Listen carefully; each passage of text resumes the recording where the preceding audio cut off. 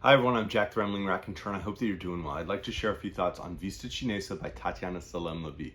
This is a fairly new release. It's a Brazilian novel, and it's incredibly powerful. Now, part of that power comes from the point of view, the perspective, the voice that Tatiana Salem Levy crafts in this book, and it is based on real events.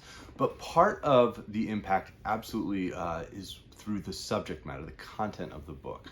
Because this is a book that it takes the point of view of a woman, Julia, writing a letter to her two children. And she's talking about an event that changed her life. And she writes towards the end, "I've never resigned myself to the idea that a single moment can change a person's life forever. And that by changing that person's life, it also changes their children's lives. The fact would be less terrible if I could just not carry it any further, if the horror could remain in that day, that time, that place. I don't want to be the person to tell you that no matter how beautiful, everything has a monster lurking within it." And this book earns that passage towards the end because Julia is writing about the day she was assaulted. She was taken at gunpoint while she was out for a run, and she was sexually assaulted. And Salem Levy is not graphic in the details, but she is specific. And so I think it's a critical story. It's a story that needs to be heard, needs to be shared. It's not autobiographical, but Salem Levy shares that this is based on a woman's experience, someone she knew and knows.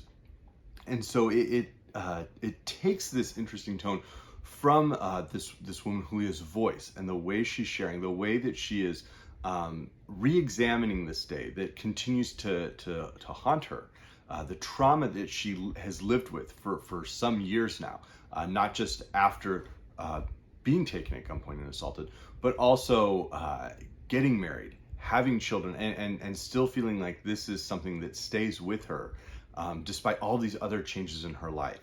And so it is a book that can feel very hard to read, as it should be, because it is a book that is examining a very real horror, a very real experience. I did want to share a passage from the beginning to give a sense of what Julia's voice sounds like.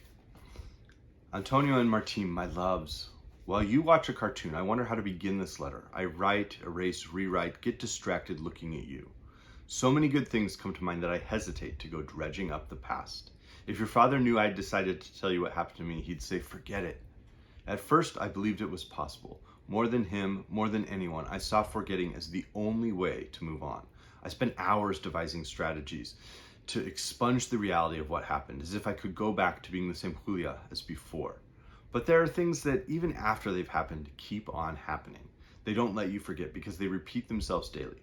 That's why I can't shake the idea that you know. You inhabited my womb, fed at my breast, you bathe with me, sleep in my arms, we snuggle up on the sofa together. So you know, just as I know every time I look at myself in the mirror, you just don't know the words." And that perspective, the way that she is addressing herself through this letter to her children, and she's recalling events in detail, specific events, the different smells that she's experiencing within her memories through the letter, a necklace that's ripped away during the assault and that she's missing, and that she keeps thinking about, when did she get that? Could that somehow identify something? The feel of bare feet on asphalt when she has finally survived and made it out of the sort of woodland she was taken into, and she feels her feet on asphalt again. All of these different sensations are present on the page, but as is this fear that just sits, and this dread that sits on Julia throughout the book. And one of the perspectives that we find within Vista Chinesa is this sense that the process of investigation, sometimes we think of crime novels as being very romantic. And what Tatiana Salem Levy is revealing is that for someone who is the victim, the process of investigation calls up that dread each time, that trauma each time. It brings it forward again. And so, as I said, it's a vital book. It's a book that I really think, I hope more individuals are reading it, because it is a story we need to be aware of, and we need to be thinking about, what do we do to change, our communities so that this is not there are fewer individuals having this experience. Now, as I was sharing, I was of course thinking about Seva Almada's incredible Dead Girls, another book that sort of blends fiction and nonfiction, and really from the perspective of just the physical violence in general that is perpetrated towards women worldwide, and how Almada sort of captures that and personalizes this from her subjective reality, and comparing herself to being the same age as a young woman who was murdered in Argentina, and realizing like that could easily have been me. And at a later point, realizing, having a moment where she feels like she's in danger. And I think Tatiana Salem Levy captured an aspect of that as well.